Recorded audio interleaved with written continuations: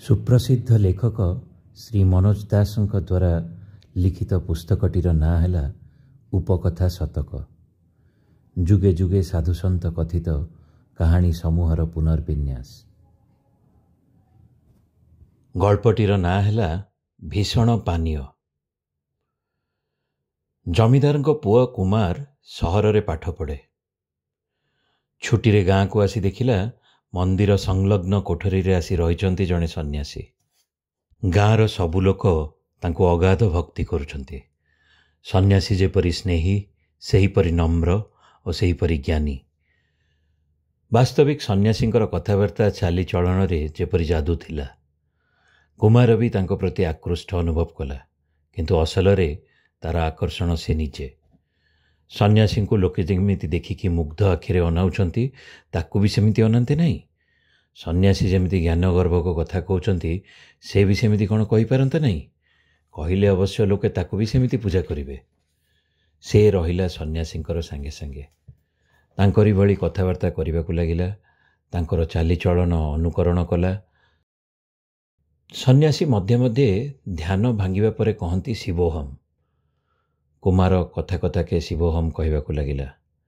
अवश्य शब्दटीर अर्थ भी से जानिथिला कि ना से संदेह। सन्यासी थिले शिव आराधक। से शिव चेतना रे रहिला बेले से तात्पर्यपूर्ण शब्द सब उच्चारण करुथिले। से कथा हृदयंगम कला भली मानसिकता कुमारर नथिला। दिने सन्यासी ग्रामांतर जाउथांती। साथीरे थांती ग्रामर विशिष्ट व्यक्ति माने। टोका गेरुआ पिंधि सन्यासींकर पाखे पाखे चली थाए। थरे थरे मोर मने हुए जेमती मोर अस्तित्व नहीं, सन्यासी कहले। और मोर भी अविकल सेमती मने हुए, थरे थरे नुहे सबु समय रे, कुमार अबोधरे कहीदेला। अन्य केतेबेले मोर बा मने हुए मु जेमिति शिवंक सह एकात्म हो जाइछि, कहले सन्यासी। अरे मोर तो अधिकांश समय रे सेमिति सेमिति हुए, कहला कुमार। लोके विरक्त होई परस्पर अनाउथांती। हेले जमीदारଙ୍କ पुଅ तो किए बा ताको कौन कहि पारंता। शिव जेमिति देवासुर सहयोग अनुष्ठित समुद्र मंथन बेले उद्गत विषतक पी देथिले, मोर मने हुए विष नहेले भी सेमिति भयावह पानीय मु भी पीजिबि तांकर कृपा बଳରେ, कहले सन्यासी। अरे ठीक कथा तो मोर भी सेमिति मने हुए। देख विषपान कथा मन पड़िबा मात्रे मते शोष लागिलानी। यह कही सन्यासी एणे तेणे अनाइले। रास्ता कड़े गोटे कमारशाल। से सेठी बसी पड़ी हठात टेकिनेले गलित लौह भर्ती भीषण उत्तप्त एक पात्र। सेथिरु पीगले दुई चारि ढोक।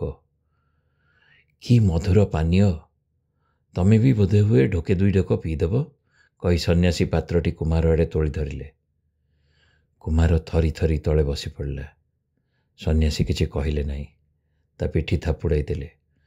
कुमार तापरे भी सन्यासींकर पाखे पाखे रहिला, किंतु आउ केबे भी तांको अनुकरण करिवार चेष्टा करि नाही।